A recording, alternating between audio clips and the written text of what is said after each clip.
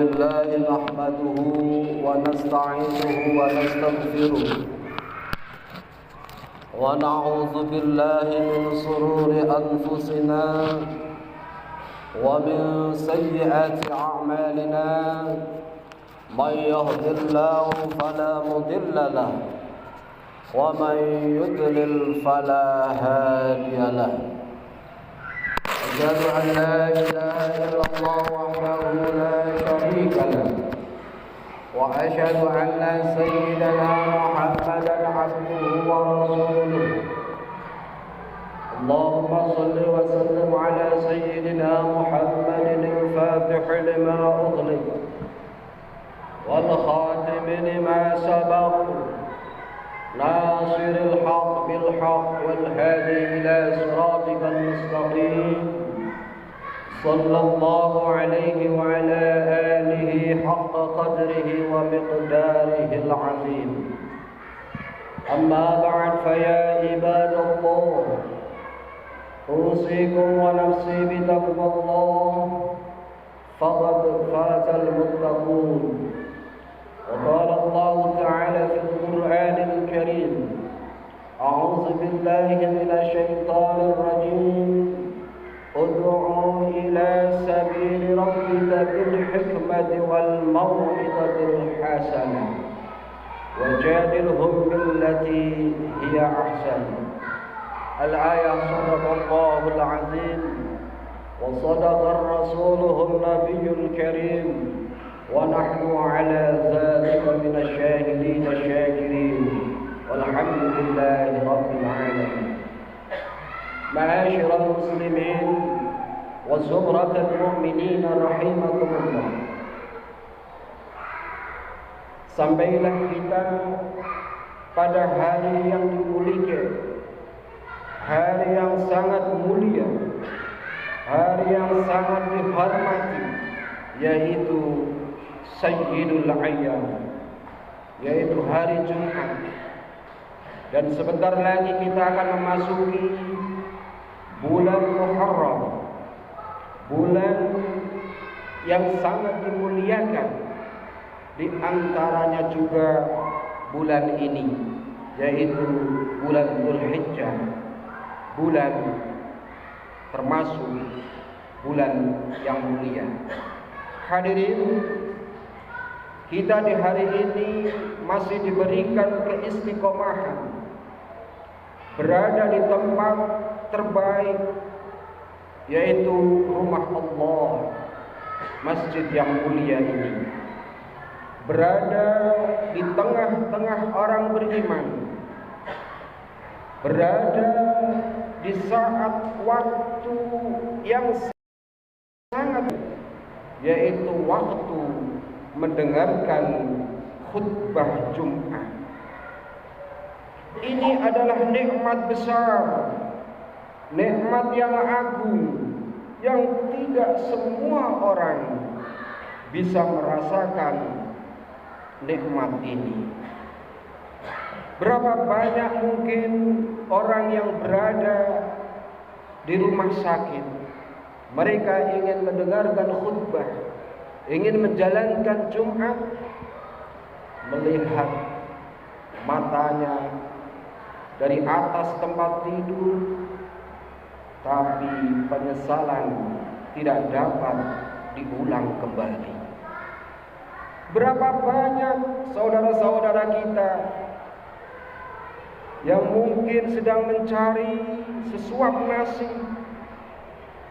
mereka hari ini tak dapat ikut sholat Jumat bersama kita, tetapi kita masih diberi rizki oleh Allah yang lapang dan juga badan yang sehat, istiqomah iman Islam kita.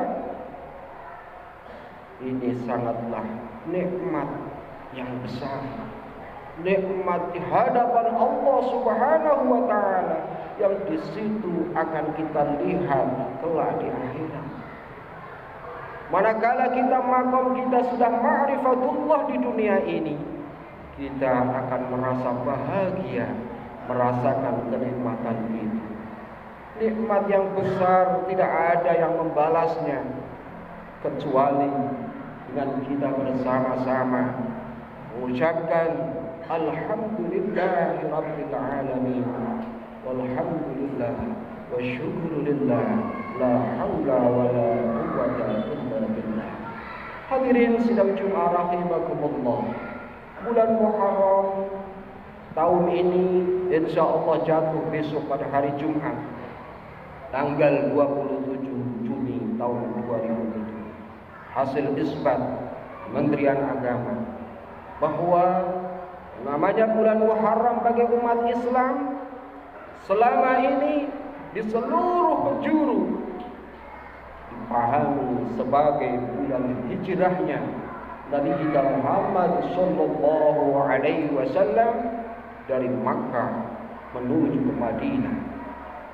Yang sebelumnya kota yang ia tuju adalah bernama Yasrib, dan di tempat itulah sampai sekarang ditunjukkan bukti-bukti sejarah. Di antaranya jalan setapak yang dulu dilalui oleh Nabi kita Muhammad sallallahu alaihi wasallam di saat hijrah ke Taif, dan dapat disaksikan bersama oleh saudara-saudara kita mungkin yang ziarah ke Makkah dengan menjalankan ibadah haji. Nabi Muhammad sallallahu alaihi wasallam hijrah ke Taif pada bulan Syawal tahun ke-10 kenabian atau sekitar tahun 620 Masehi. Setelahnya keluarga besar beliau meninggal dunia, seperti Abu Thalib dan juga istri tercintanya yaitu Khadijatul Kubra. Jadi peristiwa ini terjadi karena apa? Karena tekanan, karena serangan, tekanan yang sangat luar biasa dari kaum Quraisy di Makkah yang semakin besar, memusuhi kepada Rasulullah Muhammad sallallahu alaihi wasallam. Lalu Nabi kita Muhammad sallallahu alaihi wasallam di situ menginginkan untuk menyampaikan dakwah Islamnya dengan mencari jalan yang aman dan juga untuk mencari perlindungan Bani Saqif pada saat itu, yang mereka banyak Bani Saqif tidak berontak kepada Rasulullah sallallahu alaihi wasallam. Meskipun demikian, Nabi kita Muhammad sallallahu alaihi wasallam dan juga Zaid bin Harisah, yaitu anak angkat beliau, tidak disambut dengan baik. Penduduk di Taif ini malah melempari mereka dengan batu dan juga batu bata, bahkan kotoran-kotoran hewan, bahkan kotoran-kotoran manusia. Mereka melakukan penolakan yang sangat luar biasa tentang ajaran agama baru yang dibawa oleh beliau Nabi kita Muhammad sallallahu alaihi wasallam. Meskipun mengalami penolakan dan juga perlakuan kasar, Nabi kita menunjukkan rasa kesabarannya dan juga dengan kekuatan keimanannya yang sangat luar biasa. Beliau tetap berdoa dan berharap kepada Allah Subhanahu wa taala agar penduduk Taif diberi hidayah oleh Allah Subhanahu wa taala. Setelah mengalami penolakan Nabi dan juga Zaid bin Harith, akhirnya meninggalkan Taif karena tidak kuat dengan banyaknya permusuhan, lemparan terus menerus, dengan rasa sedih dan juga kecewa dalam perjalanan kembali ke Mekah. Tetapi Nabi kita Muhammad sallallahu alaihi wasallam sebentar sebelum melanjutkan perjalanan, beliau singgah di kota Qarnut Sa'lib di situ. Di tempat itu Rasulullah Muhammad sallallahu alaihi wasallam berdoa kepada Allah Subhanahu wa taala, memohon kepada Allah untuk melindungi umat-umatnya yang memusuhi kepada Rasulullah Muhammad sallallahu alaihi wasallam. Dengan sabarnya dimusuhi masih ia doakan, karena beliau melihat bahwa ini adalah agama rahmatan lil alamin, misi Rasulullah yang harus sampai kepada umat-umat ila yaumil qiyamah.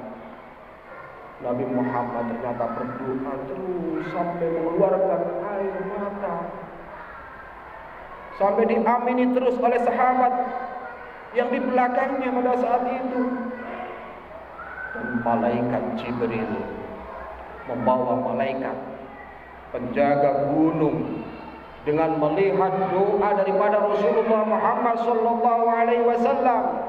Allah memerintahkan kepada malaikat Jibril. Ternyata Jibril membawa malaikat penjaga gunung untuk menghukum penduduk Taif, penduduk Yasrib yang telah menyakiti Nabi, sehingga penduduk Taif terkena guncangan gunung pada saat itu, bahkan berguguran batu-batu yang sangat luar biasa.